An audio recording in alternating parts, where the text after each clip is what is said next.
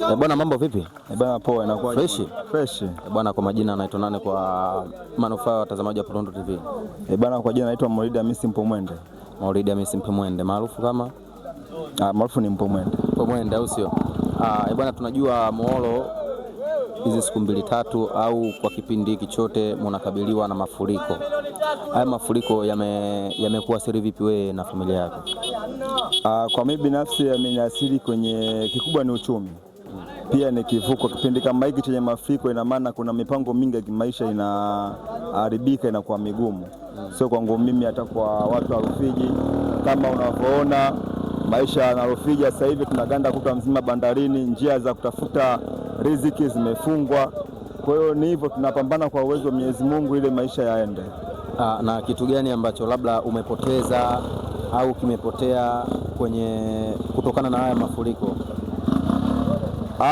Kikubwa kwa mimi kwa sasa hivi, kwa sababu haya mafuriko bado hajaanza kutuathiri sana kwa kuingia majumbani kwetu, baadhi wameathirika zaidi.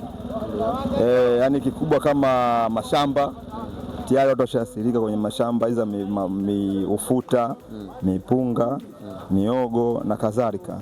Na je, serikali imeongea chochote au kutoa msaada wote toka mafuriko yaingie? Serikali au mlipata msaada wote kutokana na serikali? Serikali wamekuja hapa, pia wametuletea boti. Tunavuka na maboti. Kwa hizi boti tunazoziona hapa, ina maana serikali ndio imesababisha majambo hayo yote? Yaani ni serikali pia na watu binafsi, boti zao zipo hapa ili kuturahisishia kidogo kivuko kwa wananchi. Na unaona serikali ifanye nini ili mradi madhara haya au athari hizi zinazotokana na mafuriko kwa hapa Muholo zisiweze kutokea tena kwa mwaka mwingine? Yaani kikubwa shehe wangu hapo, hii mipango mingine hata serikali yenyewe kuitatua kwa haraka wawezi, sababu haya mambo ni ya Mwenyezi Mungu. Kwa hiyo swala la Mwenyezi Mungu kikubwa, yani tuseme serikali yenyewe ilitokea miundombinu ya daraja, kama unaliona hapo kushoto kwako kuna daraja lakini bado halijaisha. Sawa, yani kama ile daraja lingeisha kwa mafuriko kama haya, na hisi tusingeathirika, tungepita daraja. Sawa. Na una kipi cha kuambia serikali kwa jitihada hizo ambazo walizozitoa kwa nyinyi wananchi wa kata hii ya Muholo? Kikubwa mimi nasema nawashukuru serikali, pia wao makini na Wanarufiji wasichoke kututembelea, kutupa misaada na kadhalika. Pia niongee na serikali niwaambie kuhusu daraja, watufanyie juu chini lishe kwa haraka kwa kipindi walichoambiwa au walichoahidi. Bwana, sisi tunakushukuru sana kama wanaripota kutoka Pulundu TV. Una kipi cha kuongea cha kumalizia cha mwisho kwa serikali? Kikubwa mimi niseme nitoe tu shukrani kwa serikali kuja kututembelea hapa, walikuja kipindi cha Mwenge na viongozi mbalimbali wanakuja kutuangalia wananchi wao. Kwa hiyo wasichoke kuja kutuangalia na kutuangalia wananchi, na pia kuangalia usalama zaidi kwa kipindi hiki cha mafuriko Rufiji. Bwana, sisi tunakushukuru sana bwana Mpomwende bwana. Bwana, na mimi pia nashukuru sana Burundi TV, pamoja sana. Haina shida. Ripoti tukiwa kwenye kijiji cha Muholo, na hii ni Pulundu TV. Tumekuja kuongea na baadhi ya wananchi wa kaya hii ya sehemu hii ya Muholo, jinsi gani wameathirika na haya mafuriko yaliyokuja. Mzee, habari yako? Habari yangu ni nzuri. Mimi naitwa Bwana Jumbe Hamisi Abdalla. Jumbe Hamisi Abdalla ni mkazi wa Muholo? Ni mkazi wa Muholo, sawa. Mafuriko haya yamekuathiri vipi wewe pamoja na familia yako? Mafuriko yametuathiri vikubwa sana, kwa sababu hatukutarajia mwezi kama huu kutakuwa maji mengi kama haya, na baadhi ya wengi walilima kwenye mabonde, walitarajia mwaka huu mvua zitakuwa chache, lakini vinginevyo mvua zimekuwa nyingi, mashamba mengi yamebebwa. Kwa hiyo kwa ujumla hali za watu sio nzuri mpaka sasa hivi. Wengi hatujui tutaishi vipi. Ndio. Umeharibu vipi makazi yako pamoja na mali zako kutokana na mafuriko haya? Kwa kiasi gani, kwa namna gani? Makazi, baadhi ya nyumba zimebomoka, na wale ambao walikuwa na nyumba juu tofauti na huku bondeni walihama kuhamia sehemu za juu, lakini wale ambao tulikuwa tumekaa huku chini kwenye makazi ya chini, majumba mengi yamebomoka. Na hali hii tulikuwa tumeshakuwa na tahadhari nayo, kwa sababu miaka 3 nyuma ishawahi kutokea kitu kama hichi. Kwa hiyo watu tulikuwa tunakaa na attention kwa jambo hili litatokea. Kwa hiyo mifugo imehamishwa, mingi imehamishwa mwaka huu, haikufa na maji, ila mashamba ndio mengi yameathirika. Kwa sababu shamba lihame.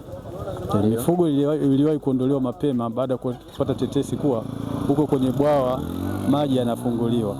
Haya maji sio yetu, mvua zikuonyesha nyingi kwetu, lakini maji yale yaliyoachiwa kutoka kwenye bwawa la Nyerere ndio yanotuathiri sisi. Na kwa sasa mzee wangu, mnakabiliana na changamoto zipi mkiwa kama wakazi wa kijiji hiki cha Moholo? Kitu gani ambacho mnakabiliana sana nacho? Changamoto nyingi sana, kuweza kukufahamisha. Kwanza vyakula vingi vimeharibika. Ndio. Hata mwaka jana mavuno hayakuwa mazuri, mwaka huu tukategemea labda tutajikomboa, lakini mpaka sasa hivi yani tumeathirika vikubwa sana. Hatuna vyakula, kwenye mashamba ya ufuta yameharibika ambayo ni kama zao la biashara. Kwa hiyo nikisema tumeathirika vipi, yani kiasi tunahitaji msaada kifupi lakini kama si wenyewe kujikomboa tumeumia vikubwa sana. Na msaada gani ambayo tayari labda serikali wameshautoa kwenu, au ushirikiano gani serikali wametoa kwenu hadi muda huu? Kwa sasa hivi kwa ninavyojua mimi hamna msaada wote ambao tulileta, kwa sababu hizi boti zilizokuja ni za watu binafsi, sio za serikali. Kuvuka hapa tunavuka 300 kwenda 300 kurudi.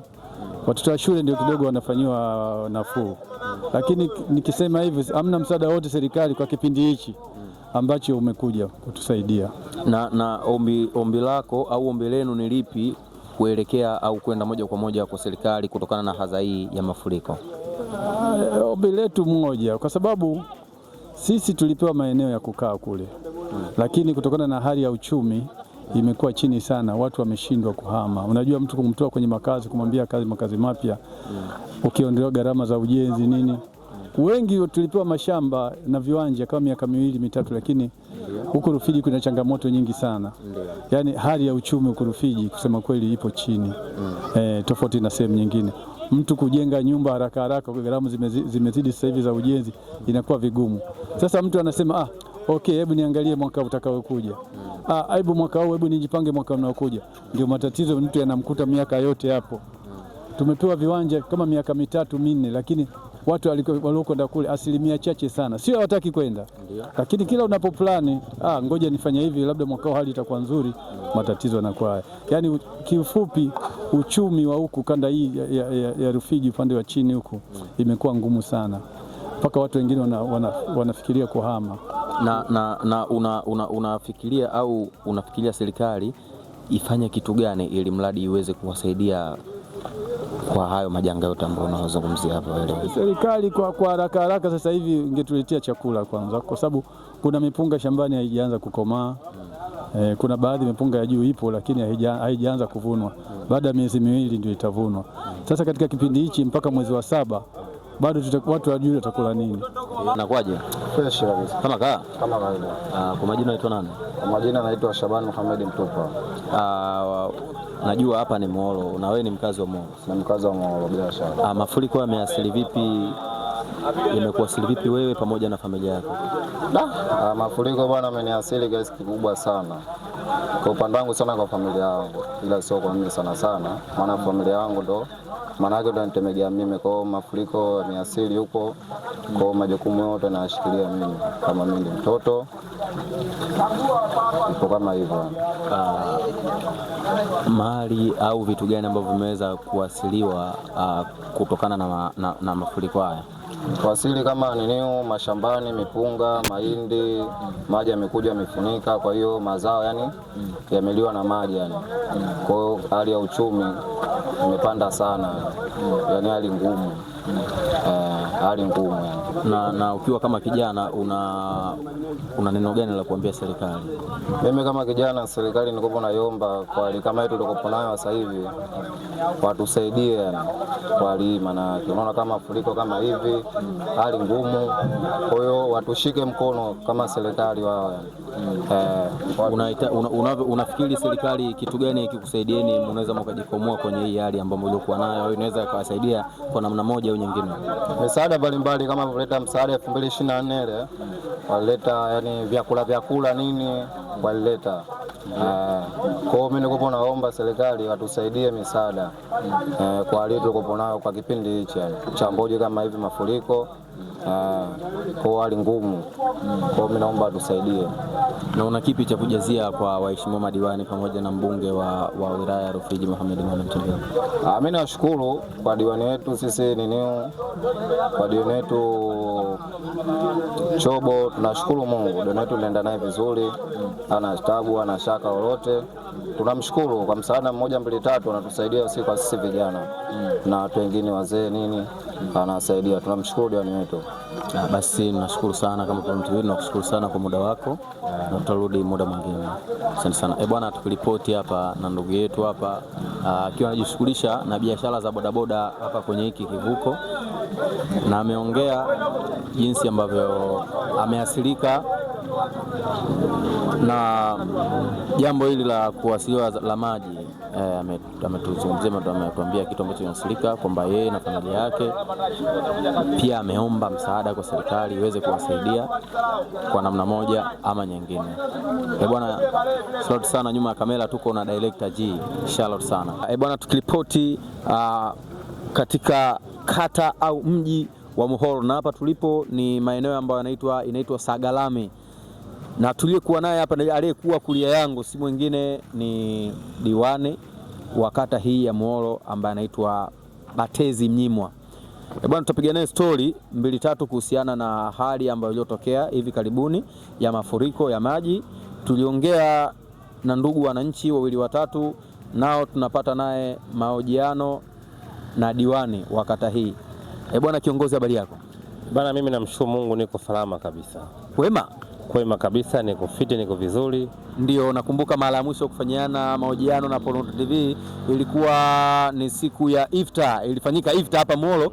Plundo TV ilikuja kufanya mahojiano na wewe bwana, na leo tumerudi tena kwa sababu ya athari ambazo zilizotokea zilizosababishwa na maji. Ndio. Hii athari ya maji, kwanza haya mafuriko yanakoje mpaka yanatokea mafuriko mara kwa mara katika hii kata yetu Muhoro, tukizungumzia Muhoro hapa pamoja na Rufiji mzima, inakuwaje kama mkongwe wa mji huu?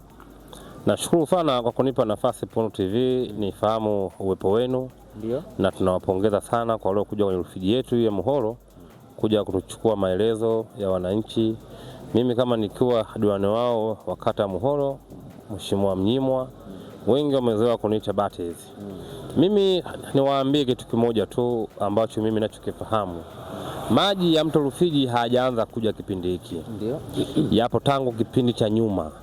Mimi niseme mara ya kwanza kuyaona mimi maji yameingia hapa Rufiji kwa umri wangu mimi, niseme nimeyaona maji ya mwaka 98. Niseme mimi naweza kuona kama ndo maji yangu ya kwanza kwa tambua nilikuwa na akili timamu. Maji ni mengi sana. Sasa wanapotokea watu wakisema kwamba bwawa la Istigo ndo linasababisha maji, hawa watakuwa wana fikra chanya zingine ambazo mimi kama diwani siwezi kutambua wao wanazungumza kwa sababu gani. Lakini sisi tunajua kwamba Rufiji tumekaa pembezoni mwa mto bonde Rufiji. Bonde Rufiji linapojaa maji yanamwaga pembeni, ndio sisi tunayapata. Kama laiti tungeamini maneno yao wanayaongea, yangekuja maji wakati mvua hakuna. Lakini tunakuta Mbeya maji ni mengi, Morogoro, yale maji yote yanakuja mto Rufiji. Sisi tumekaa bondeni, baharini huko. Maji yote hayaendi kule bara, yanakuja huku chini. Sasa mtu anaposema kwamba bwawa la Istigo ndio linalosababisha sisi maji tuzame, kwa kweli mimi kama mshauri hapo nakosa majibu. Nakosa majibu sawa, kwa sababu tangu unapata akili maji mimi nayaona. Maji yanakuja mengi kwa sababu kutokana na mvua. Zikiwa nyingi ndio maji yanakuja mengi. Kama mvua hakuna, maji huwezi kuyaona. Ningeamini maneno yao yangekuwa maji haya yanakuja mwezi wa 8, mwezi wa 9 kiangazi kile, afu maji yanajaa. Hata mimi ningeamini kwamba haya kweli yametoka Istigo. Lakini tunajua maji tu mto Rufiji umejaa. Na wananchi wangapi ambao wameleta malalamiko ya kuathirika na haya maji au mafuriko haya? Kikweli wananchi ni wengi walionikuta kama diwani, na malalamiko yao yamekuwa sana kwenye mashamba yao. Unajua kuna maeneo sisi wazee wetu walikuwa walimi. Ndio. Sema ukweli kabisa, sisi ambao wazee wetu tuliwaona kuna maeneo binafsi wazee wetu walikuwa walimi. Hayo maeneo walikuwa walimi, kumbe walikuwa na akili yao kwa ajili ya kukimbia hali maji waliokaa. Mji wazee wamekaa na walikuja huko sababu tu ya kulima. Tuseme mji wenyewe wa asili kabisa ya Muholo ulitoka kuanzia ulikuwa kule mitaa ya Gogozembe, tunasema kule maeneo ya sekondari ya Makulu. Ndio wazee waliplani mji uwe kule. Lakini unajua ulikuwa mkutano mkubwa, wengine wakataka kubaki huku. Kwa hiyo anayekutana na hadhari ya maji ile ambaye amelima kwenye njia zile za maji. Na maji ukiwa mto Rufiji, maji utakutana nayo tu. Yaani hiyo utake usitake, ulime usilime, maji ukiwa mto Rufiji utakutana nayo tu wakati wa masika. Kwa sababu sisi tumekaa bondeni. Na sisi maji yanayotuasili sio mvua inaonyesha Rufiji. Mvua inaonyesha huko Morogoro, inaonyesha Mbeya, inaonyesha Mwanza. Yaani mikoa ya kwenye nyanda juu za kusini ndio watilika kama sisi mto Rufiji. Kwa hiyo mashamba ni mengi yamezama. Kwa kama serikali imewaambia na tunawaambia waendelee kuwa na utulivu. Serikali bado inaendelea kuchukua hatua zake. Halau maji haya yakishaondoka basi hata kama kuna mbegu wananchi watapatiwa, bado serikali inapambana na wananchi wake, wanawapenda sana kwa sababu Na kama serikali umesema mmejaribu kuchukua hatua, ni hatua zipi ambazo mmeanza kuchukua za haraka? Hatua ya kwanza kama vingia maji si kwanza tutafuta vivuko. Unajua haya maji haya tunayaona mengi kwa sababu ni kivuko, hakuna kivuko. Light kama lingekuwa ile daraja lingekuwa limekwisha, nafikiri mwisho bali hata maji tusingeaona. Mimi niseme kwanza, nataka sana serikali kandarasi wanaochukua hizo tenda wafanye haraka wanapopewa tenda zile. Daraja lile lilivyochukuliwa tenda tofauti na saizi lilivyokuwa, linachelewa sana. Hatujui linachelewa kwa tatibu gani. Lakini saizi wananchi wote daraja lile wanaliombea liishe. Na kama daraja likiisha, hutosikia hizo kero za maji za wananchi, utasikia tu mashambani. Kwa sababu maji haya bado hayajasili majumbani kama ya mwaka jana yalifika mpaka majumbani. Haya kwa muda huu bado yako mwetu mtoni, yamepanda kidogo, hajafika majumbani. Bado maisha yetu tunaendelea kuishi nayo, ila hadha tunayopata kwa sababu ya kile kivuko. Kama serikali tulichukua maboti, tukaazima mashine ili wanafunzi wetu mashuleni waende na wananchi waendelee maisha yao kuishi kama kawaida. Na baada ya kuhojiana na wananchi wa kata hii ya Muholo ambao waliowasiliwa, kuna baadhi ya wananchi wamesema kwamba kipato cha hili eneo kipato kimepungua sana kutokana na haya mafuriko. Wewe kama kiongozi, wewe kama serikali, pia wewe kama mkazi wa hapa Muholo, kwenye swala hili unalionaje kuhusu kipato? Ni kweli kwa kuzungumzia swala la kipato, kila mtu kimepungua kwa vile anapotafuta riziki maeneo yake. Kuna wapo ambao watu riziki zao wanatafuta huko barabarani, kuna watu riziki zao wanatafuta kule ng'ambo ya pili. Na sana ambao wameathirika kwa kipato kikubwa mikoani hapo hona sana, sasa hawa bodaboda. Bodaboda wameathirika sana sababu hawaendi yale maeneo ambayo walikuwa wanapeka abiria, wamekuwa wote wanaathirika sana. Kipato kimepungua kwa sababu sasa hata bidhaa vitu imezidi bei kwa sababu bidhaa nashuka hapa inapanda kwenye boti. Mwenye duka yeye hapati hasara. Kwenye boti akipoa 200 na yeye kama 1000 anaweka 1200. Kwa hiyo kipato ni kweli kimepungua kwa sababu ya hadha ya maji. Kama hili daraja litakwisha, hata hadha ya kipato haitosikia kwa sababu wananchi tuendelea kupita kama hakuna maji. Ndio, na utatuzi mkubwa wa hili jambo kwa miaka yote na imani ni hilo daraja ambalo tunalozungumzia. Na wewe kama kiongozi ushafukasi au umeshawafika kwenye au watu ambao wakandarasi ambao wanaotengeneza hili daraja ili mradi waweze kukamilisha ili daraja kwa haraka ili mradi huduma nyingine ziweze kuendelea?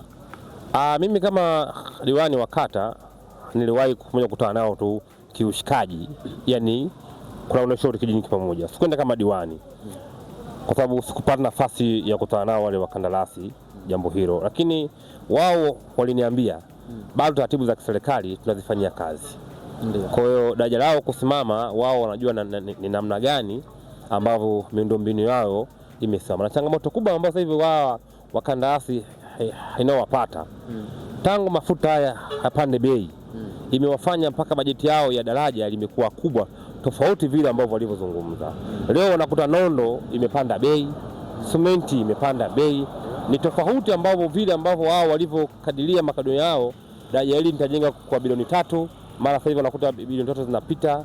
Kuna changamoto ambazo hivi inayowakuta. Kwa hiyo kama serikali wakae nao chini, wakandarasi waendelee tena kuzungumza. Tunachoomba kama Rufiji, daraja lile liishe kwa haraka. Maji yatakapokwisha, basi tuone pale kazi inafanyika kwa haraka, ili tukiingia mwakani, Mungu salama, hali kama ikatokea, basi wananchi endelee kupita kama kawaida. Hiyo ndio jambo langu kubwa hana kwa upande wa serikali ambao tupo.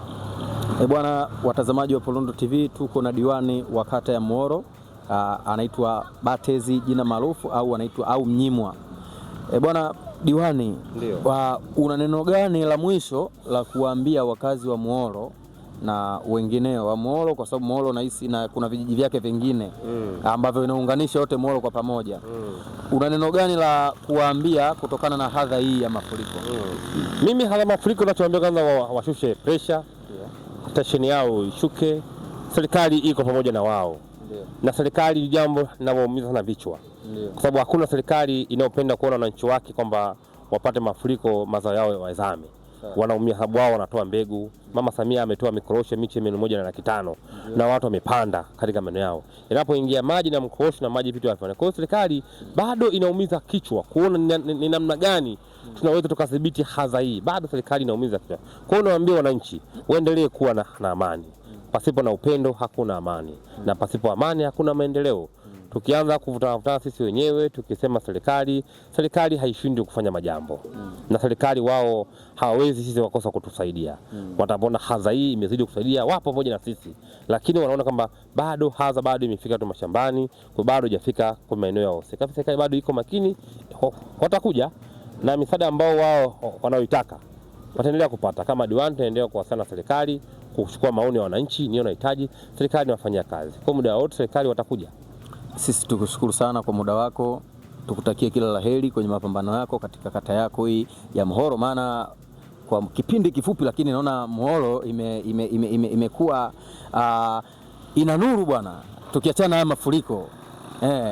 Mimi niseme kwamba Muhoro wamempata Simba wa Yuda. Diwani ambaye anayewapenda wananchi wake. Ndio. Diwani ambaye anapenda kutetea wananchi wake. Ndio. Diwani hawezi kumwona mtu mnyonge anaonewa wakati haki yake anayo. Yaani mimi nilivyo kama diwani, nikiona Mheshimiwa Polundu unaonewa na haki yako unayo, diwani nitakuja. Yaani nitakuja kuona unapata haki yako, kwa sababu baada ya mamlaka nitakuwa niko mtaani. Sasa lazima niache alama kwenye mamlaka. Alipita hapa Mnyimwa, tuliona kama wazee wetu wanatajwa, unacha alama. Diwani lazima uwe na alama. Uwezi tu ukana picha, haki ya mtu inapotea. Sisi tupo kwenye serikali kwa ajili ya kutetea maslahi ya wananchi. Diwani ni mwenyekiti wa maendeleo ya kata yangu hii ya Muhoro, ndio mwenyekiti wao. Kwa hiyo siwezi kuona Muhoro yangu inaharibika. Mimi hapa sio mgeni, mimi ni mzawa. Nimezaliwa hapa, nimekulia hapa, nimeona. Na ndio maana nikathubutu kugombea haya mamlaka. Na Mungu akajalia wananchi wakanichagua. Kwa hiyo nafanya kazi kwa niaba ya wananchi. Mimi niseme Simba wa Yuda. Basi tukushukuru sana. Nami napenda kushukuru sana. Bwana, moja kwa moja tulikuwa na diwani wa kata ya Muhoro ndugu Batezi Mnyimwa. Bwana, tukiripoti kutoka hapa Muhoro, na hii ni Polundu TV. Karibu yako nyuma ya kamera tuko na director G. Sharod sana.